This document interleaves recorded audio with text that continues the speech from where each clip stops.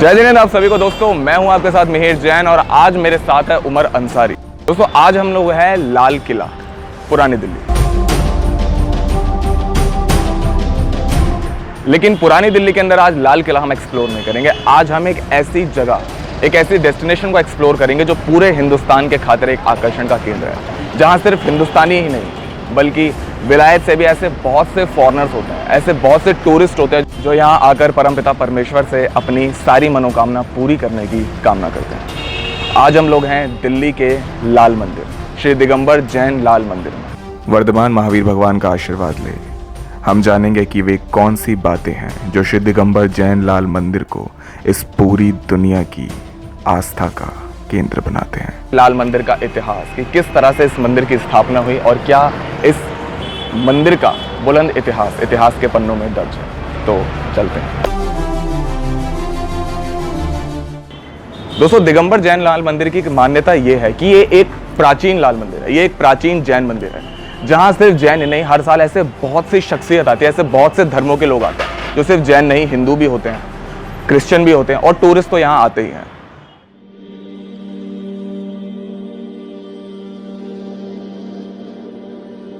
कहते हैं 1658 के समय, जिस समय लाल किला बना था, लाल किला बनकर तैयार हुआ था, शाहजहां के बेटे औरंगजेब ने उन्हें इसी लाल किले के अंदर कैद कर लिया था। शाहजहां को लाल किले में कैद करने के बाद, जैसे कि हम सभी जानते हैं, औरंगजेब एक क्रूर राजा था। कई हिस्टोरियंस ये मानते हैं कि इस मंदिर की स्थापना औरंगजेब की आर्मी के एक जैन ऑफिसर ने की थी। यहाँ पर उसका घर हुआ करता था और कुछ सालों के बाद जैसे उसे यहाँ एक प्रतिमा मिली थी, एक भगवान की प्रतिमा मिली थी 2400 तीर्थंकर में से एक तीर्थंकर की, जिस समय उसे प्रतिमा मिली थी तो उसने चोरी छिपे यहाँ पर पूजा अर्चना करनी शुरू कर दी। धीरे धीरे और भी जैन भावक, जो हमारे उस जमाने के जैन भावक हुआ करते थे पुरानी दिल्ली के अंदर, उन्होंने भी इस मंदिर के अंदर मत्था टेकना शुरू कर दिया। उस समय इस मंदिर को कोई मंदिर की उपाधि तो नहीं मिली थी, ये सिर्फ उस जैन का घर हुआ करता था। कुछ हिस्टोरियंस ये मानते हैं कि जिस समय औरंगजेब को इस बारे में पता चला तो यहाँ पर नगाड़ों की आवाज़ आया करती थी। जिस समय यहाँ पर नगाड़े बजाए जाते थे, उस समय औरंगजेब को पता लगा था कि यहाँ पर उसी के किले के सामने एक पूजा अर्चना का दौर शुरू हो चुका। कुछ समय के बाद जिस समय औरंगजेब ने इन नगाड़ों की आवाज़ सुनी तो उसने अपने पर्सनल सेक्रेटरी को अपने दरबार में बुलाया और उसने इस नगाड़े बजने का कारण पूछा। तो जिस समय उसने बताया कि यहाँ पर पूजा अर्चना में नगाड़े बजाए जाते, तो उस समय औरंगजेब ने इस मंदिर के अंदर नगाड़े बजाना वर्जित कर दिया।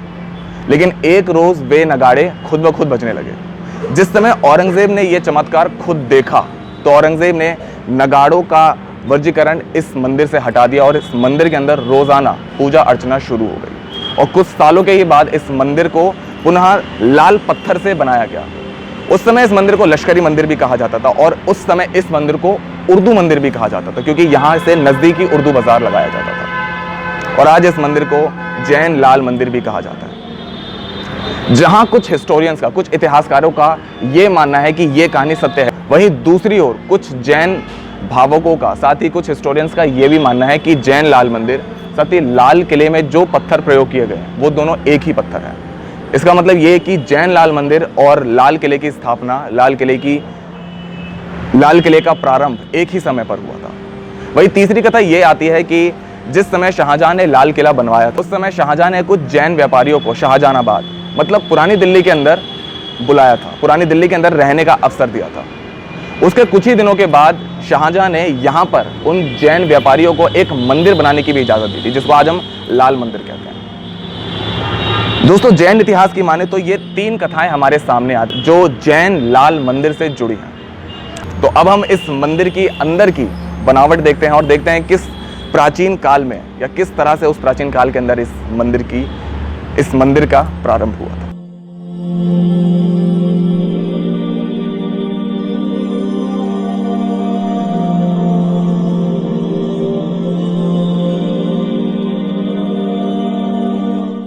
दोस्तों जैन मंदिर के मेन कक्ष के अंदर ये एक छोटा सा मिनिएचर जैन लाल मंदिर का बनाया गया है, जो कि दिखाता है कि जैन मंदिर का क्या इंफ्रास्ट्रक्चर है। इसे अगर हम करीब से देखेंगे तो हम इस मंदिर के पूरा मानक स्तंभ, इस मंदिर की एंट्री एग्जिट, इस मंदिर का पूरी बनावट हम यहाँ पर देख सकते हैं। जैन लाल मंदिर का जो स्ट्रक्चर है, जो जैन लाल मंदिर का जो इंफ्रास्ट्रक्चर है, वो बहुत ही काबिले तारीफ है। सच कहूं तो देखकर बहुत खुशी होती है, लोगों का उस परमपिता परमेश्वर पर इतना दृढ़ विश्वास देख।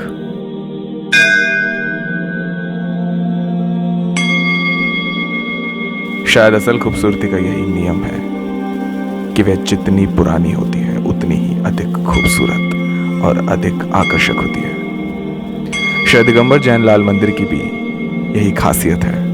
यह मंदिर जितना प्राचीन है उतना ही खूबसूरत, उतनी ही खूबसूरत यहाँ की कारीगरी है। दोस्तों, मुगल काल के बाद हम सब देख सकते हैं कि किस किस्म की कारीगरी उस जमाने में उन कारीगरों ने, उन चुनिंदा कारीगरों ने इस मंदिर के अंदर की थी। इस मंदिर के एक एक इंटीरियर, इस मंदिर के एक्सटीरियर्स को हमने देखा।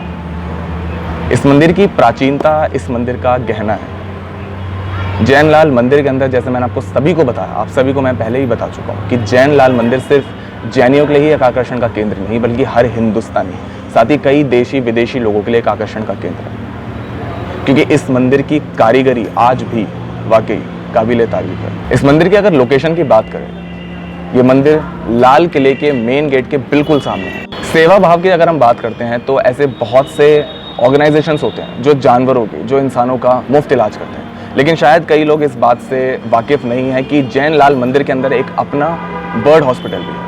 जी हाँ, एक ऐसा बर्ड हॉस्पिटल जहाँ मुफ्त, निःशुल्क सभी पक्षियों का मुफ्त इलाज होता है। साथ ही उनका इलाज कर उनको स्वस्थ करने के बाद यहाँ से उन्मुक्त कर दिया जाता है। ये एक बहुत ही खूबसूरत आइडियोलॉजी हमारे जैन भावकों की है कि किसी भी पक्षी को, किसी भी पशु को किसी का गुलाम ना बनाना और उनके स्वस्थ होते ही उन्हें आज़ाद कर देना, उन्मुक्त कर देना। हिंदुस्तान का इतिहास जितना खूबसूरत है तो उस इतिहास की ऐतिहासिक रचनाएं उससे भी कहीं ज्यादा खूबसूरत।